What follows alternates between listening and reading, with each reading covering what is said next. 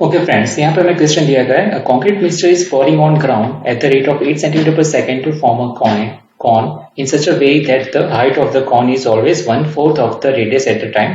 Find the rate of increase of the height when the radius is 8 centimeter.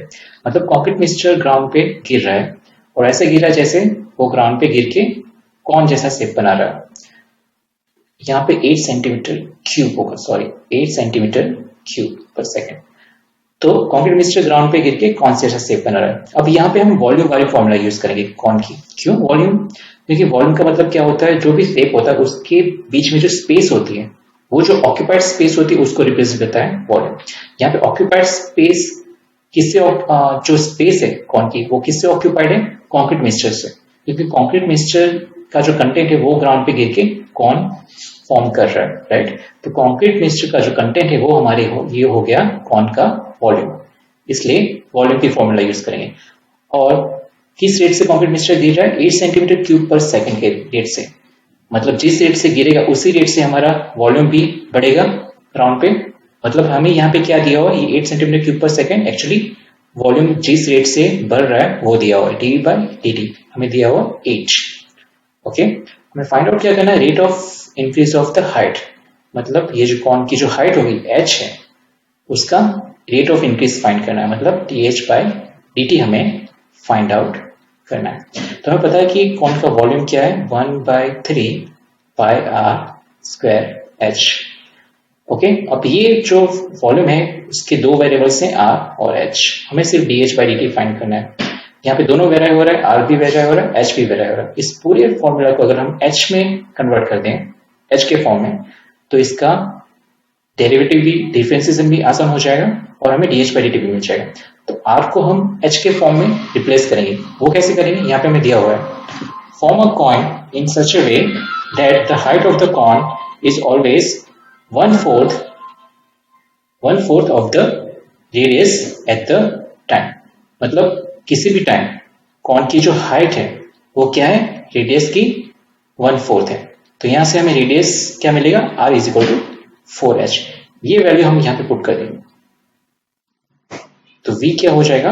1/3 pi 4h square into h, मतलब 4h का square क्या होगा? 16h square, और h square into h cube pi by 3।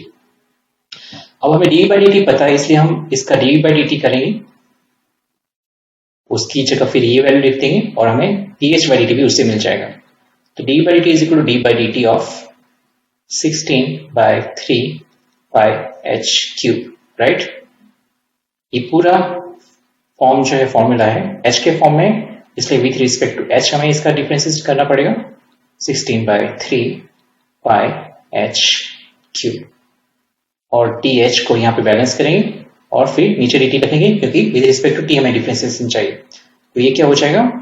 16/3 पाई तो constant है, H cube का 3h square D H by D T. अब ये डी बाई डी टी है, ये equal to D by D T की वैल्यू हमें दी हुई 8, मतलब दिस इक्वल टू 8 हुआ। हमें फाइंड आउट करना है D H by D T. तो यहां से हम D H by D T को सब्जेक्ट बनाएंगे, तो D H by D T हो जाएगा ये 3 और ये 3 कैंसिल आउट हो जाएगा, ये 16 यहाँ पे जाएगा डिवीजन में 8 के नीचे, 8/16, पाई भी नीचे जाएगा और x स्क्वायर भी यहाँ पे आएगा, राइट। ये हो गया 1/2 पाई h स्क्वायर।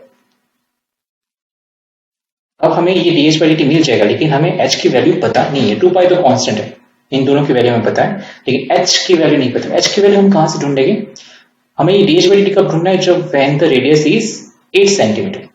लेकिन यहाँ पे हमारे फॉर्मूला में रेडियस नहीं h है, तो h की वैल्यू हम यहां से ढूंढ लेंगे। जब रेडियस 8 सेंटीमीटर होगा तो h कितना होगा? h is equal to r/4। तो जब रेडियस 8 सेंटीमीटर होगा तो h होगा 2 सेंटीमीटर। तो वो वैल्यू हम यहां पे लिख देंगे 1/2 पाई 2 स्क्वायर। तो ये हो जाएगा 1/8 pi D H by D T. इसका यूनिट क्या आएगा? सब सेंटीमीटर में, इसलिए centimetre, with respect to time है इसलिए सेंटीमीटर पर सेकेंड।